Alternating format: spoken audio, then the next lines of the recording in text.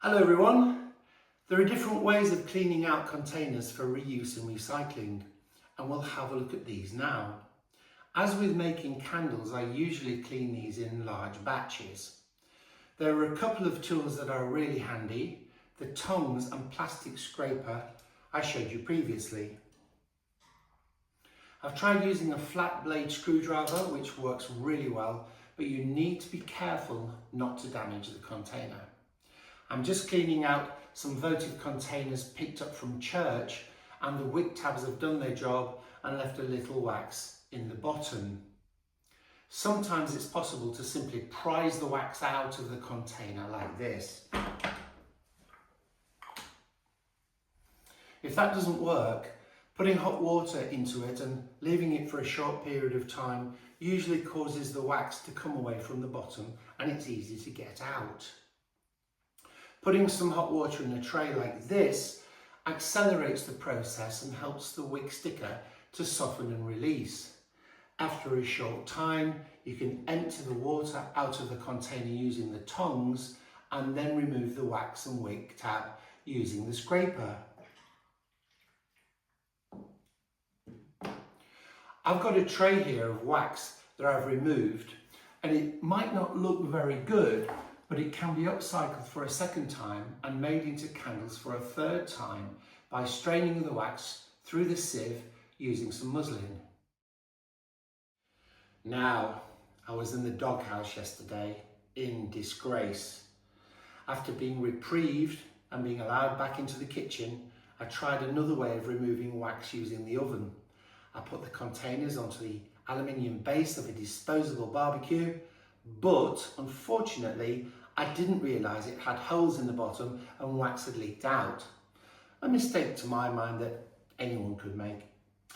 Well, I was doing something really important in the lounge, watching the Manchester City-Liverpool game, when I heard a commotion.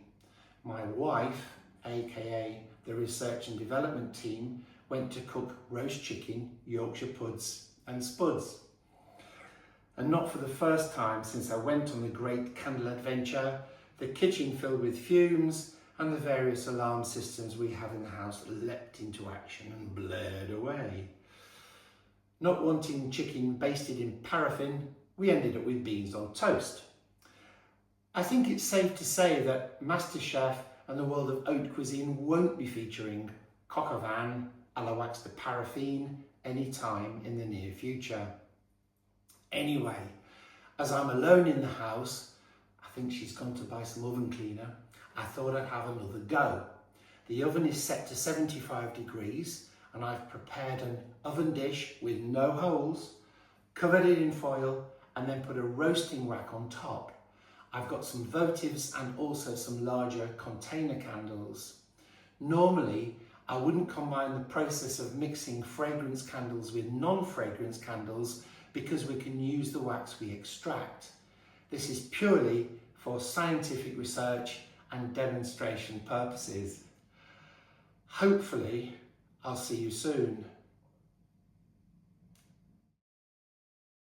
Well, here we are for this Church Candle Challenge World Exclusive.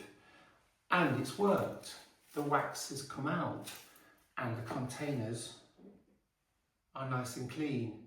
However, I did need to turn up the temperature, and placing the containers on a rack isn't a good idea as it's incredibly slippery. If you try this, please do put them within an oven dish where they are contained. One thing I should mention is it's not a good idea to put candles in the microwave because of the metal wick tabs. Microwaves don't like metal. And no, I haven't tried that. A third way to get wax out of containers is to freeze them. Freezing wax makes it contract and also makes it brittle. Here are a couple I've had in the freezer overnight, and often a little pressure will break the wax and release it. Out of the three methods, I think I prefer using hot water. To use the oven, you have to be careful not to turn up the temperature too much for safety reasons, which means melting the wax takes some time. And freezing the wax means it breaks quite easily, although often the wick tab and sticker still need to be removed. When the wax has been removed from the containers, immersing them in a bucket of hot water and washing up liquid will get them perfectly clean, and a scourer works well. It's a good idea to soak them in small batches though. I made the mistake of putting lots of containers in a bucket and ended up in a real mess with all of the containers covered in wax. As for cleaning equipment, simply heating the pots works, and if you use a plastic jug, squeezing it releases the wax.